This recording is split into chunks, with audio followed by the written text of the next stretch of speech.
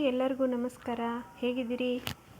ಇವತ್ತು ನಾನು ನಮ್ಮ ಉತ್ತರ ಕರ್ನಾಟಕ ಸೈಡ್ ಮಾಡುವಂಥ ಕರಿಂಡಿ ಸ್ಪೆಷಲ್ ತೋರ್ಸಕ್ಕೆ ಬಂದೇನಿ ನೋಡ್ರಿ.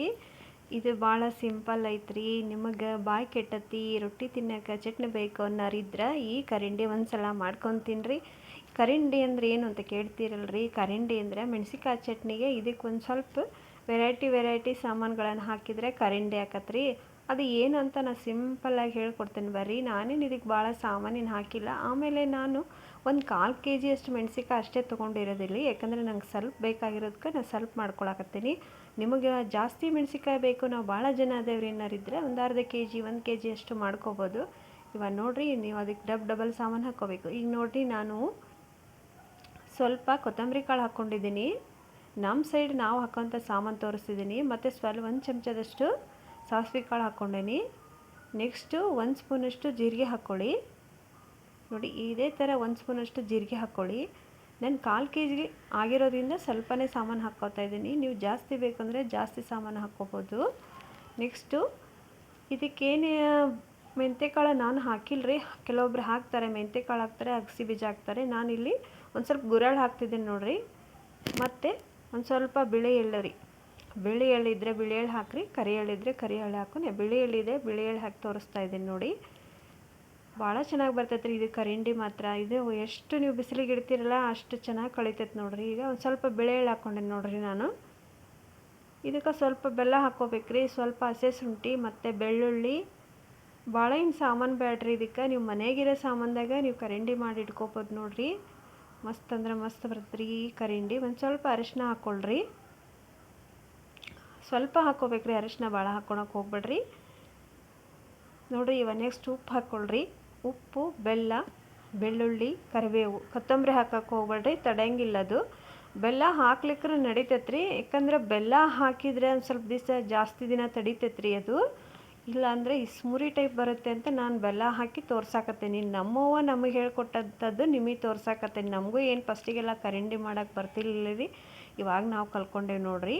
ಇವಾಗ ಸ್ವಲ್ಪ ಬೆಲ್ಲ, ಬೆಳ್ಳುಳ್ಳಿ ಮತ್ತು ಕರಿಬೇವು ಹಾಕಾಕತ್ತೇನೆ ನೋಡಿರಿ ನಾನು. ನೀವು ಇದನ್ನು ಭಾಳ ಸಣ್ಣಗೆ ಮಾಡ್ಕೊಳಕ್ಕೆ ಹೋಗ್ಬೇಡ್ರಿ ಮಿಕ್ಸಿನ.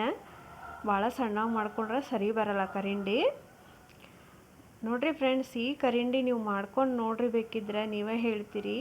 ಎಲ್ಲರಿಗೂ ಗೊತ್ತಿರ್ತತಿ, ಆದರೆ ನಾನು ಸಿಂಪಲ್ಲಾಗಿ ಮಾಡೋದು ತೋರ್ಸಾಕತ್ತೀನಿ. ಇದಕ್ಕೆ ನಾನು ಮೆಂತ್ಯಕಾಳು ಹಾಕಿಲ್ಲ ನೋಡಿ. ಒಂದು ಸ್ವಲ್ಪ ಹಸೆ ಶುಂಠಿ ಹಾಕ್ಕೊಳಕತ್ತೀನಿ. ಕೊತ್ತಂಬರಿ ಮಾತ್ರ ಹಾಕ್ಕೊಳಕ್ಕೆ ಹೋಗ್ಬೇಡ್ರಿ. ನೋಡಿರಿ, ನಾನು ಈ ಥರ ಇದನ್ನು ಪೇಸ್ಟ್ ಮಾಡ್ಕೊಂಬಂದೇನಿ ನೋಡಿರಿ ಚಟ್ನಿನ. ಮಸ್ತ್ ಅಂದ್ರೆ ಮಸ್ತ್ ಬರ್ತೈತೆ ರೀ ಕರಿಂಡಿ.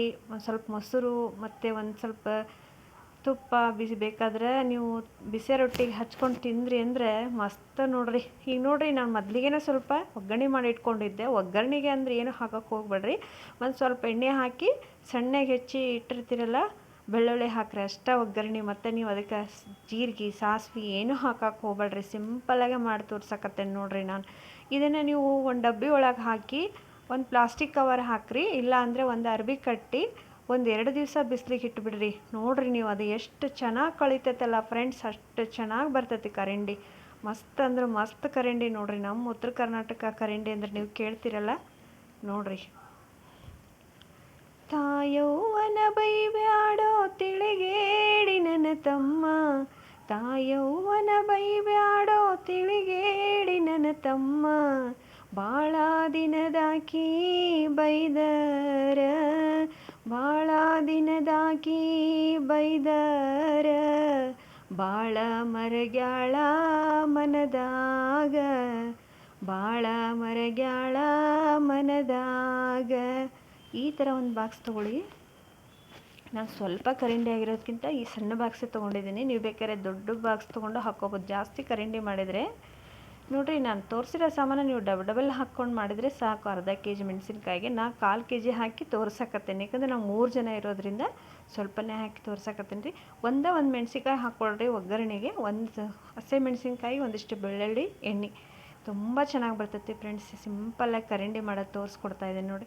ಇವಾಗ ಈ ಥರ ಒಂದು ಪ್ಲಾಸ್ಟಿಕ್ ಕವರ್ ಹಾಕಿ ಒಂದು ಸಣ್ಣ ತೂತು ಮಾಡಿ ಇಡಿ, ಯಾಕಂದರೆ ಅದು ಹವಾ ಆಡಬೇಕಲ್ಲ, ಹಾಗಾಗಿ ಒಂದು ರಬ್ಬರ್ ಹಾಕಿಟ್ಬಿಡಿ. ಒಬ್ಬೊಬ್ಬರು ಅರ್ಬಿ ಕಟ್ತಾರೆ, ನಾನು ಅರ್ಬಿ ಕಟ್ಟಿಲ್ಲ. ಈ ಥರ ಕವರ್ ಹಾಕಿ ರಬ್ಬರ್ ಹಾಕಿಡ್ತೀನಿ ನೋಡಿರಿ ಬಿಸಿಲಿಗೆ. ನೀವು ಎಷ್ಟು ಬಿಸಿಲಿಗೆ ಇದನ್ನು ಇಡ್ತಿರಲ್ಲ ಅಷ್ಟು ಚೆನ್ನಾಗಿ ಕಳಿತೈತೆ ನೋಡಿರಿ ಫ್ರೆಂಡ್ಸ್. ಫ್ರಿಜ್ ಒಳಗೆ ಮಾತ್ರ ಇಡಕ್ಕೆ ಹೋಗ್ಬೇಡ್ರಿ ಇದನ್ನು. ಒಂದೆರಡು ದಿವಸ ಬಿಸಿಲಿಗಿಟ್ಟು ಸಾಯಂಕಾಲ ತೆಗೀರಿ. ಹಗಲೆಲ್ಲ ಬಿಸಿಲಾಗಿರಲಿ, ಸಾಯಂಕಾಲ ತೆಗೆದುಬಿಡಿ, ಅಲ್ಲೇ ಬಿಟ್ಟು ಬರಬೇಡ್ರಿ ಇದನ್ನು. ನೋಡಿರಿ ಮಸ್ತ್ ಅಂದ್ರೆ ಮಸ್ತ್ ಬರ್ತೈತೆ ಕರಿಂಡಿ. ಮತ್ತು ನೋಡಿರಿ ನಾನು ಇಲ್ಲಿ ಮೇಲ್ಗಡೆ ತಂದು ಬಿಸಿಲಿಗೆ ಇಟ್ಟೇನಿ ಇದನ್ನು. ಆ ಕಡೆ ನಮ್ಮ ಮನೆಯವರು ಬ್ಯಾಡಗಿ ಮೆಣಸಿನ್ಕಾಯಿ ತೊಗೊಂಬಂದಿದ್ರು, ಅದನ್ನು ಸಹ ಒಣ ಹಾಕಿದ್ದೆ. ಬ್ಯಾಡಗಿ ಮೆಣಸಿನ್ಕಾಯಿ ಅಂತ ನೋಡಿರಿ, ನಾವು ಯಾವಾಗಲೂ ಅದನ್ನೇ ಯೂಸ್ ಮಾಡೋದು. 190 ರೂಪಾಯಿ ಕೆಜಿ ಬ್ಯಾಡಗಿ ಮೆಣಸಿನ್ಕಾಯಿ.